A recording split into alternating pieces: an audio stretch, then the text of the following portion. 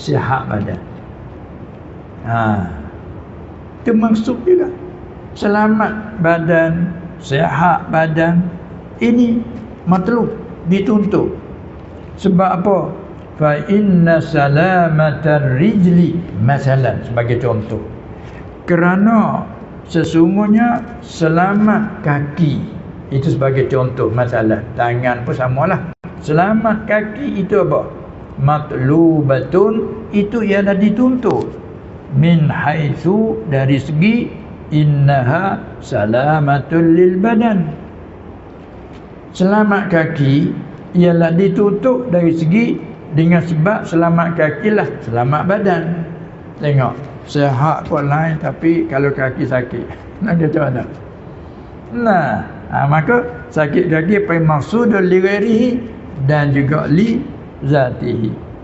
Salamatul lil badan, salamah anil alami, daripada sakit, daripada pedih. Lagi wa maqlubatul lil masyi biha, dituntutkan bagi untuk berjalan dengannya, dengan rijl. Tengok nama main ke sini kan, cuba uzur kaki kan, tak boleh kita nak berjalan. Lagi wa tawassuli ilal ma'aribi wal hajati, iaitu dituntut bagi berjalan dengannya, dan dituntut bagi buat sampai dengan kaki kepada segala hajat dan keperluan. Ma'arib wal hajat, antah tafsir. Ni sebab dia nak kenal nikmat Allah dah ni. Sebab tu kalau kita tidak kenal begitu, kita tak tahu kelebihannya. Kadang-kadang kita guna untuk mensia-siakan nikmat Allah. Bila kita tahu begitu, kita berasa besar. Sebab tu kadang-kadang bila kita lalai banyak, lupa ke Allah, Allah sayang, masih sayang kepada kita, kadang-kadang dia beri berlaku kecemasan, berlaku kesakitan, berlaku kesusahan. Buat sebab kita cari apa terjadi, sebab daripada apa. Kan? Karena kadang-kadang kita tak kenal nilai yang sihat kalau tak berlaku sakit. Kita tak kenal nilai yang sihat, mahalnya nak sihat. Bila jatuh sakit, tahu lalu kata sihat ni mahal. Tengok kita tak nampak mata. Bila pergi buat ubat, doktor kata kena bayar, sia-sia habis pakai perbelanjaan. Kita kata ya tak apalah, asal sihat je.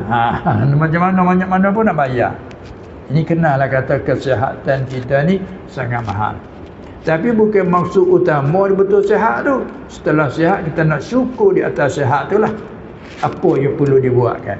Nak syukur dalam sihat. Situ tak adanya ibadatnya, dalam kerja buat carian, kan? Tu. Maksud utama lagi sa'adah fil akhirah. Banyak kata sebab tu kita hidup di akhir zaman ni banyak perkara-perkara yang sebab bagi melalaikan banyak. Oleh itu Allah beri nasihat, ya ayyuhallazina amanu la tulhikum amwalukum wala auladukum an zikrillah. Dia beri nasihat pada kita mukmin, itu tandanya sayang Allah. Tidak biarkan seperti orang munafik, orang yang kufur dengan dia biarkan, panggil khizlan. Salah dia nak suka, ria tangan, biarlah. Kalau bahasa kita, bila kita biar jangan, biarlah, tak ada nak kata apa dah. Ikut dia je, apa saja dia suka. Tapi bila hamba yang disayang, macam kita, anak kita, keluarga kita sayang, kan nampak lampau lajak, kita pun jaga dia. Jangan lajak sangat, jangan terlampau. Kita sayanglah tu. Bila kita tak sayang, biar. Itulah. Kan Allah demikian. Dia panggil apa? Taufik. Hidayah, mana taufik itu kepada hambanya yang disayang. Manakala yang tidak sayang, maka dia biarkan. Dia panggil khizlan. Panggil gitu. Tu kita dah minta sangat at-taufik tu kan. Wabillahi taufiq wal hidayah. Kita mengaku dengan Allah saja memberi taufik, beri kuasa taat.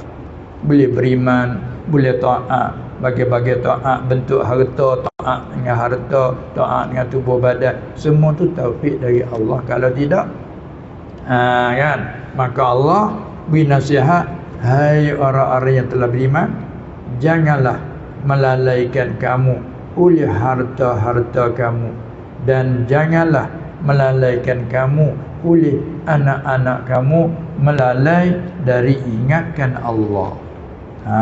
Dan dia nasihat pada kita kaum mukmin.